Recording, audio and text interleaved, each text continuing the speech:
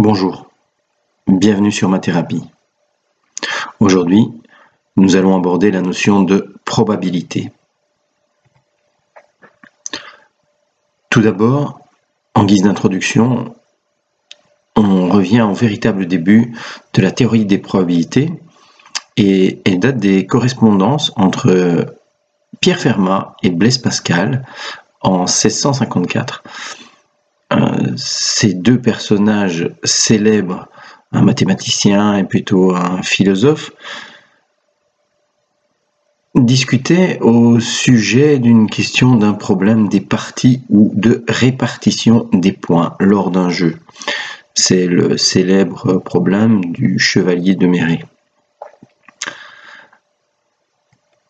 Alors, il avait pour objet de déterminer la proportion suivant laquelle l'enjeu d'une partie devait être partagé entre les joueurs lorsqu'il convenait de ne pas terminer cette partie et qu'il leur restait à prendre pour la gagner un nombre de points inégaux.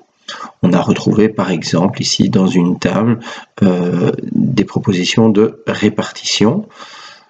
Pascal a donné une première solution, mais pour le cas de 2 joueurs seulement. Le problème fut résolu par Fermat dans le cas général d'un nombre quelconque de joueurs et il s'agit de la loi de Poisson qui sera revue dans une vidéo suivante sur les lois de probabilité. C'est donc grâce aux jeux de hasard, comme les cartes, les dés, auxquels se sont intéressés le philosophe et écrivain Pascal et le mathématicien Fermat qu'est né le calcul des probabilités. La théorie des probabilités est une théorie qui veut mathématiser des situations dont l'issue est incertaine, dont la réalisation est due au hasard.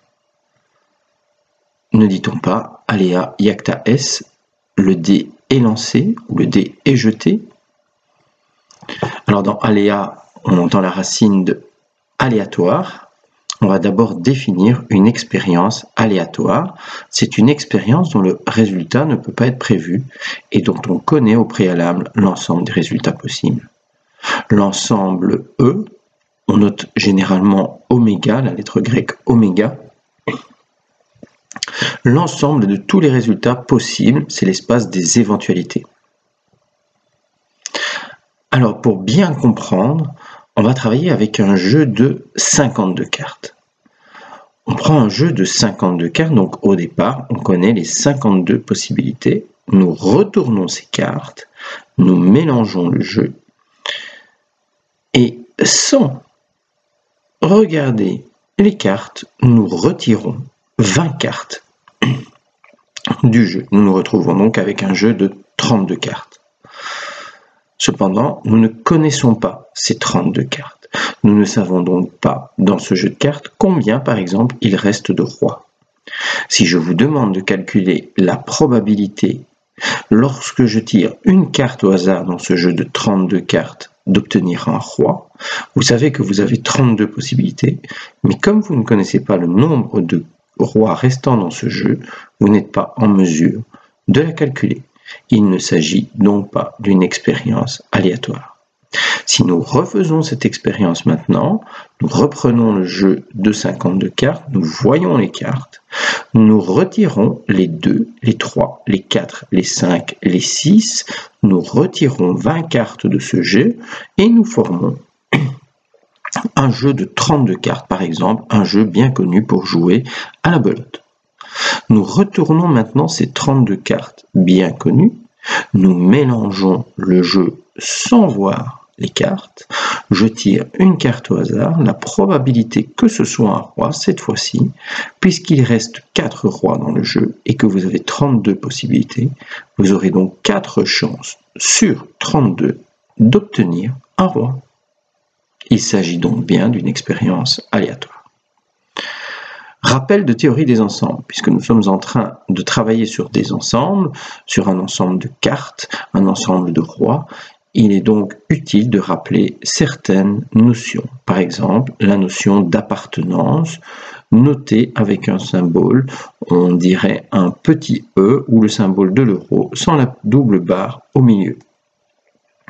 Si je travaille avec un ensemble grand A, Alors, je vous rappelle que les ensembles sont notés par des lettres majuscules, les éléments, eux, sont notés par des lettres minuscules, à l'intérieur duquel vous avez un élément petit a, et à l'extérieur duquel vous avez un élément petit b, on peut simplement noter que l'élément petit a appartient à l'ensemble grand A, tandis que l'élément petit b, lui, n'appartient pas à l'ensemble grand A.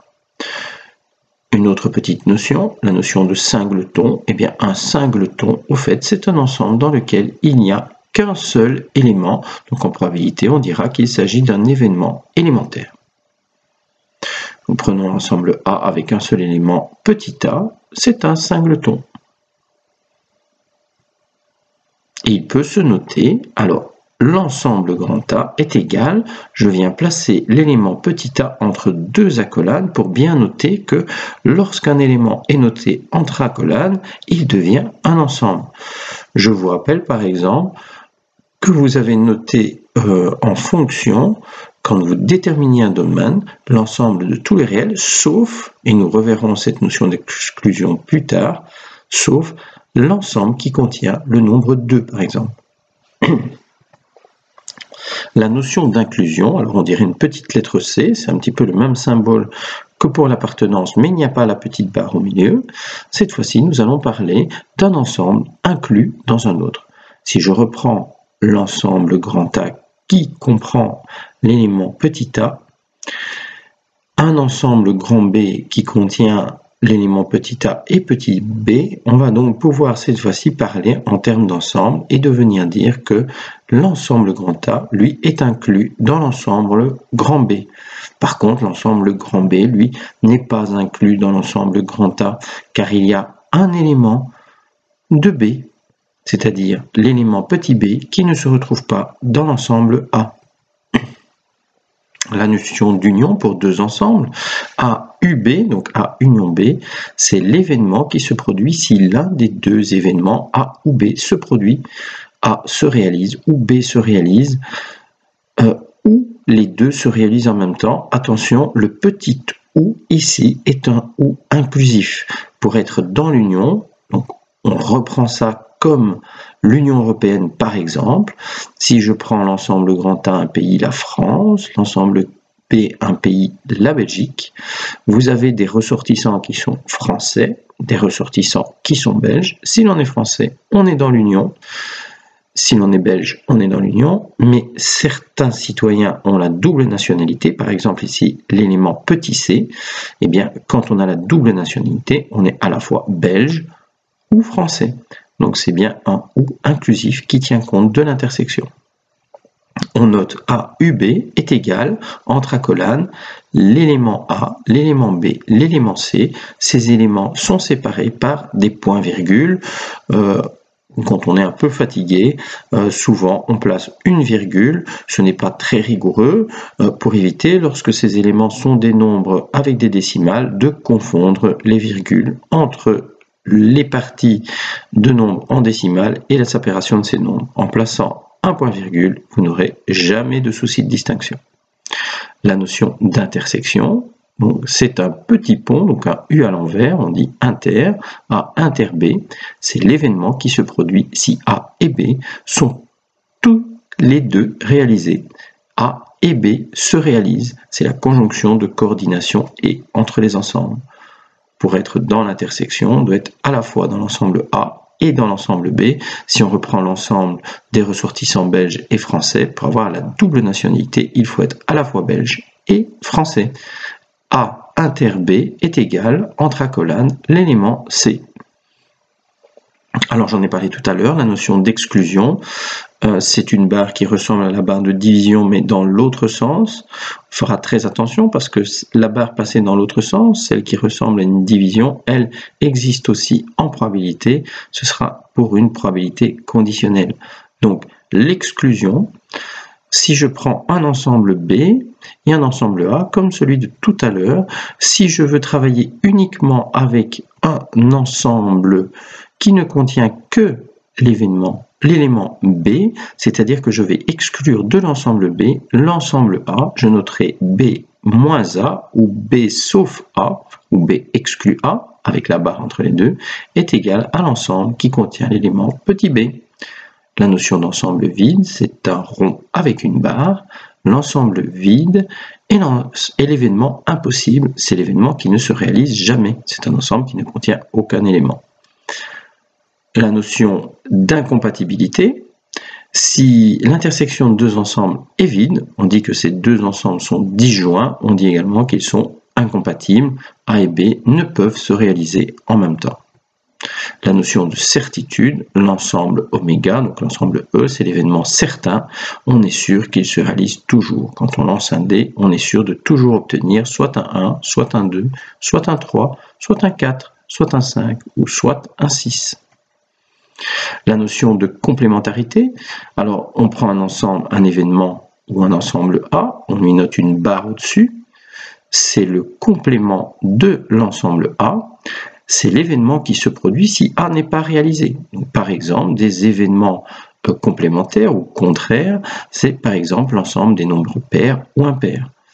Le complément des nombres pairs, ce sont les nombres impairs. Donc, pour que deux événements soient complémentaires, il faut que leur union reforme l'ensemble des éventualités et que leur intersection soit vide. Soit on est pair, soit on est impair, mais l'ensemble des nombres pairs et des nombres impairs reforment l'ensemble des nombres naturels. Voilà comment ça peut se noter en termes d'ensemble. Notez qu'il n'y a rien dans l'intersection de A et A avec une barre au-dessus. L'intersection est vide et l'union reforme l'ensemble oméga. La notion de cardinalité d'un ensemble, alors c'est le symbole, on note ça, les jeunes diront c'est le symbole hashtag, donc c'est la notion de cardinal. La notion de cardinalité, c'est la notion de taille d'un ensemble. Lorsqu'un ensemble est fini, donc je ne vais pas travailler avec les nombres réels par exemple, non, je travaille avec un nombre d'éléments finis. Si je veux noter le nombre d'éléments qui se trouvent à l'intérieur de cet ensemble, je vais utiliser ce symbole, donc je prends l'ensemble A qui contient l'élément A et l'élément B. Quand je note la notion de cardinal A, donc le symbole hashtag A, et on dit cardinal A en maths, il est égal à 2 car il y a deux éléments dans l'ensemble A. Alors en termes de définition, un événement A d'une expérience aléatoire est un sous-ensemble de l'ensemble oméga des résultats possibles. Donc l'événement A est inclus dans oméga. L'événement A est dit réalisé lors d'une expérience aléatoire si le résultat de l'expérience lui appartient. Exemple, l'expérience consiste à jeter un dé et à noter le résultat obtenu. Donc quand on lance un dé, il y a 6 possibilités, chacune des 6 faces. Donc l'ensemble des résultats possibles, donc l'ensemble oméga, c'est l'ensemble qui contient chacune de ces 6 possibilités. Vous voyez ici, puisque ces nombres sont des nombres entiers, je n'ai pas pris la peine de les noter avec un point-virgule. Je vous dis que parfois, quand on a un peu de fatigue, on peut se passer du point-virgule. C'est moins rigoureux, mais c'est plus efficace. Alors, l'événement A, par exemple, j'en parlais tout à l'heure pour les nombres naturels, ici c'est juste quand on lance un dé, donc un nombre pair. Quand on lance un dé, un nombre pair, c'est 2, 4, 6, qui se retrouve inclus dans l'ensemble 1, 2, 3, 4, 5, 6, qui est oméga. Laplace a établi une règle, et je pense que intuitivement on la comprend bien. Si j'essaie de calculer la probabilité que l'événement A se réalise, donc quand je lance un dé obtenir un nombre pair, eh bien c'est simplement le nombre de cas possibles sur le nombre de cas total. Donc le cardinal de A sur le cardinal de oméga, c'est-à-dire 3/6. On préfère en statistique ne pas simplifier la fraction, dire 1/2, on préférera dire à ce moment-là qu'on a 50% de chance que cet événement se réalise. Voilà. Donc dans une prochaine vidéo, on poursuivra avec les axiomes de Kolmogorov et leurs propriétés, et une troisième vidéo suivra avec les probabilités conditionnelles et les événements indépendants. Merci d'avoir suivi ma thérapie. Au revoir.